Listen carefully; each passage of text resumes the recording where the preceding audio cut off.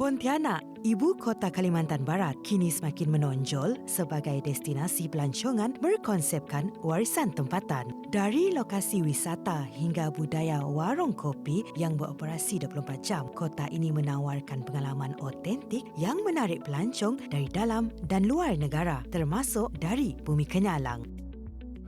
Jadi saya harapkan karena AirAsia sudah membuka penerbangan dari Kuching ke Pontianak hanya dalam waktu 30 menit, saya harapkan saudara-saudara kami warga di Sarawak, di Kuching untuk dapat berkunjung, melihat, menengok, melancong ke Kalimantan Barat yang sebenarnya di sini juga banyak tempat wisata kuliner yang sangat diidam-idamkan sebenarnya bagi masyarakat Sarawak mungkin.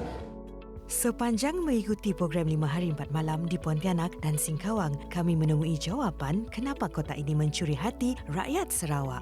Destinasi pelancongan warisan, nikmat kuliner tempatan serta pengalaman menikmati kopi di warung hipster beroperasi 24 jam. Kota ini kini lebih mudah diakses dengan penerbangan terus AirAsia dari Kuching, di samping tarikan promosi pelancongan dalam media sosial oleh para pepengaruh dan pencipta kandungan. Kami sendiri dari KJ Kuching melihat peningkatan kunjungan dari teman-teman dari Kalbar, termasuk dari university, dari bisnis, dari tourism, maupun yang medical tourism berkunjung ke Sarawak pun semakin meningkat dan semakin convenience lah. Dan kami pun berharap dari Sarawak sebagai tetangga saudara serumpun bisa juga meluangkan waktu untuk berkunjung ke Kalimantan Barat, termasuk yang saat ini kita kunjungi dari Pontianak dan Singkawang.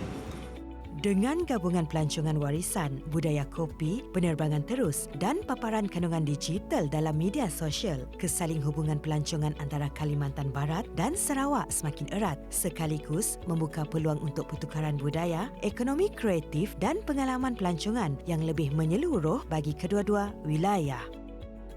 Dan sebagai AirAsia, kita juga berharap bahawa perkara seumpama ini boleh menggalakkan lagi perhubungan dan juga movement of people between Kalimantan Barat dan juga Sarawak.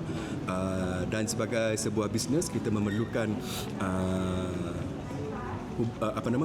movement itu berlaku dua hala, Pak, tak boleh sehala saja. So saya rasa ini akan boleh membuka lebih banyak, memberi lebih banyak kesedaran dan juga menarik perhatian lebih ramai orang di Sarawak untuk datang ke Kalimantan Barat, ke Pontianak khususnya dan Singkawang juga, dengan melihat konten-konten daripada media dan juga teman-teman social media yang kita bawa kali ini.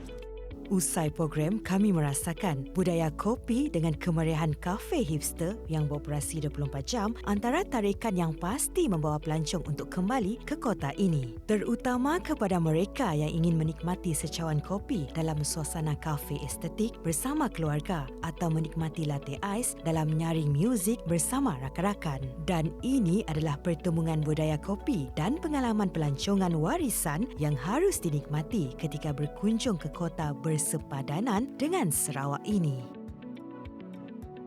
Jika Kuching terus menjadi destinasi pilihan penduduk Pontianak bagi mendapatkan khidmat perubatan modernnya, Pontianak pula menjanjikan pengalaman pelancongan berunsurkan warisan dan kuliner tempatan yang turut mencuri perhatian rakyat Sarawak. Sekian laporan saya, Farah Diana dan juru kamera Muhammad Gusti dari Pontianak, Indonesia.